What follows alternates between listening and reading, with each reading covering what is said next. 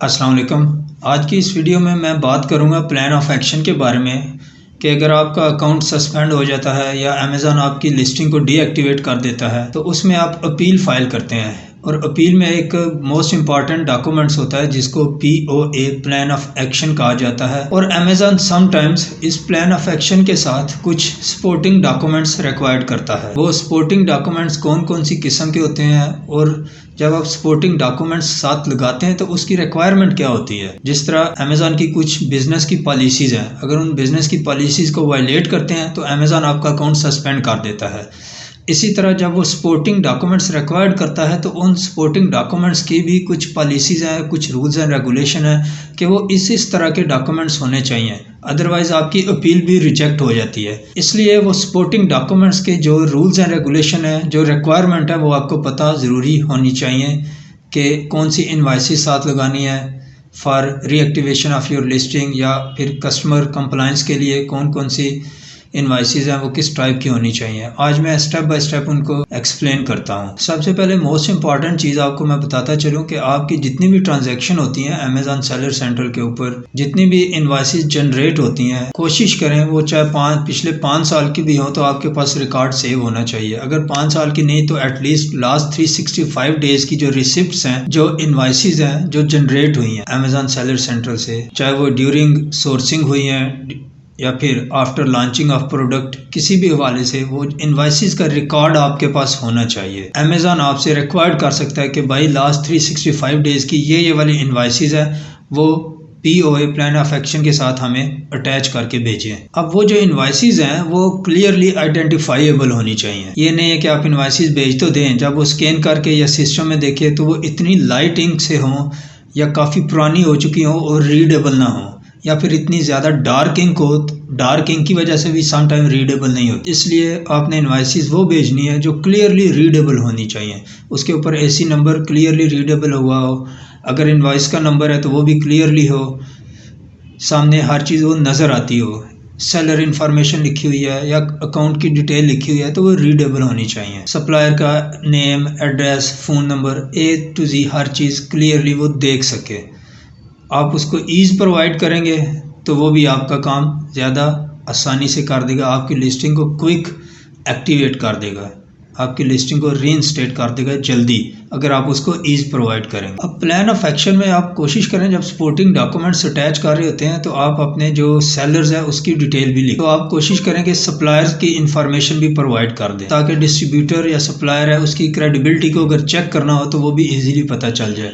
इसलिए आप इनवॉइसेस के साथ जब आप डिटेल प्रोवाइड करते हैं तो आप अपने सप्लायर्स की इंफॉर्मेशन भी उसको दे दें, उसका name, address, phone number, contact जो भी है, ताकि वो उसकी क्रेडिबिलिटी को भी आसानी से चेक कर सके, उसका टाइम बच जाएगा। कोशिश करें वो रिसिप्ट साथ लाजमी अटैच करें, उसके ऊपर डेट लिखी हुई हो, AC नंबर लिखा हुआ हो, फ़ोन नंबर लिखा हुआ हो। अब जो रिसिप्ट्स आपने सेंड करनी है उसके ऊपर कौन सी चीज़ें होती है, मोस्टली उसके ऊपर AC नंबर होना चाहिए, प्रोडक्ट की क्वांटिटी होनी चाहिए जो आपने रिसीव की है, कौन सी डेट को इशू हुई है वो लिखा होना चाहिए, AC नंबर क्लियरली उसके ऊपर मेंशन हो। कोशिश करें ये जो मेन चीज़ें मैंने बताई हैं ये हाईलाइटर से हाईलाइट कर दें ताकि वो ईजिली रीडेबल हों। अब अगर आप ये चीज़ें सारी पहले करके अमेज़ॉन को दे देंगे, अमेज़ॉन ने भी ये सारी चीज़ें खुद से करनी है, उसने क्लियरली लिखना है आपका AC नंबर ये है, प्रोडक्ट की क्वांटिटी इतनी है, सप्लायर की इन्फॉर्मेशन ये है। अगर आप उसको पूरी रिसीप्ट देते हैं, एक पेज देते हैं, फॉर एग्जांपल A4 का पेज है, उसके ऊपर बिल्कुल बारीक लिखा हुआ है तो उसके लिए पढ़ने में प्रॉब्लम होगी।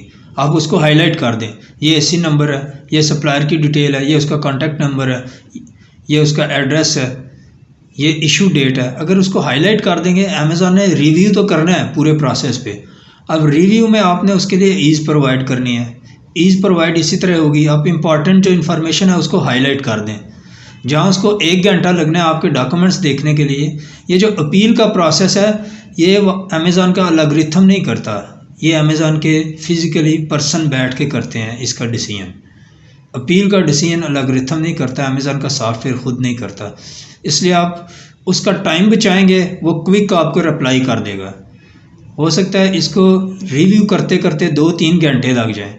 अगर आप उसमें आसानी पैदा कर देंगे, आप उसको आधे घंटे में रिव्यू का प्रोसेस कंप्लीट करवा देंगे, हो सकता है वो सेम डे आपका अकाउंट एक्टिव कर दे, रीइंस्टेट कर दे आपकी लिस्टिंग।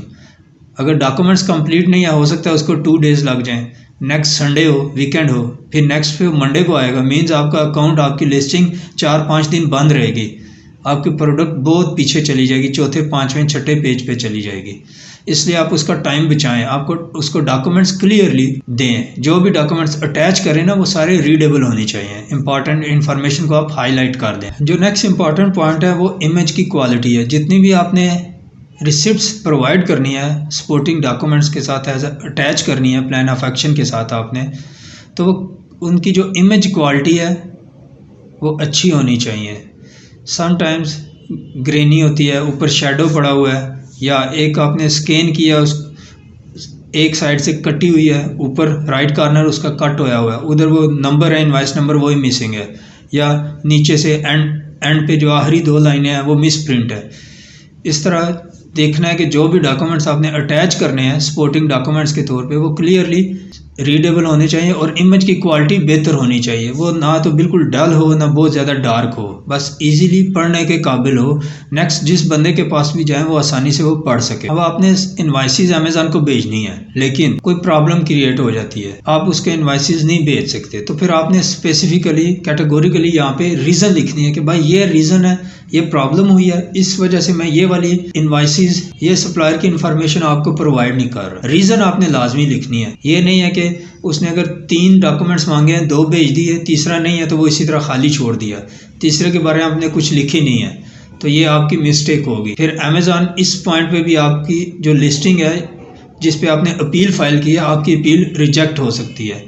जो डॉक्यूमेंट मिस है उसकी डिटेल लिखनी है, उसकी रीज़न देनी है कि भाई ये रीज़न है, इस वजह से मैंने ये वाला डॉक्यूमेंट्स या ये रिसिप्ट, ये इनवाइस आपको प्रोवाइड नहीं कर सकता। ये कुछ मेन इंपॉर्टेंट चीज़ें थी अबाउट सपोर्टिंग डॉक्यूमेंट्स जो मैं बताना ज़रूरी समझता था while filing appeal before Amazon. जब भी आपने अपील फाइल करनी है, प्लान ऑफ एक्शन रेडी करना है, तो ये सपोर्टिंग डॉक्यूमेंट्स जब अटैच करेंगे उनकी कुछ टर्म्स एंड कंडीशन थी, रूल्स एंड रेगुलेशन के इस टाइप के होने चाहिए, वो मैंने आपको बता दिया। उम्मीद है आपको ये वीडियो पसंद आई है। इस चैनल को सब्सक्राइब करें ताकि मैं फर्दर इस हवाले से जो भी वीडियो अपलोड करूं आपको बर वक्त उसका नोटिफिकेशन मिलता रहे। Thank you.